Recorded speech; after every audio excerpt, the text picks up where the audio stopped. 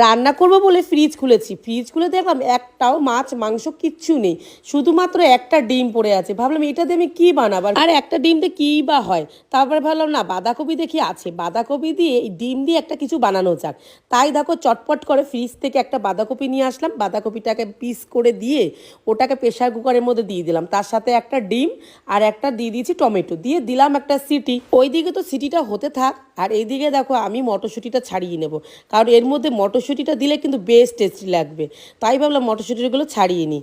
তো মটরশুঁটিগুলো বেশ ছাড়ানো হয়ে গেছে কিছুটা। এবার চলো পেঁয়াজটাও কেটে নেব। পেঁয়াজটাও বেশ কুচি কুচি করে কেটে নিচ্ছি। আর জানো তো সবসময় না মাছ মাংস খেতে ভালো লাগে না, মাঝে মাঝে একটুখানি অন্যরকম কিছু হলেও কিন্তু মন্দ হয় না।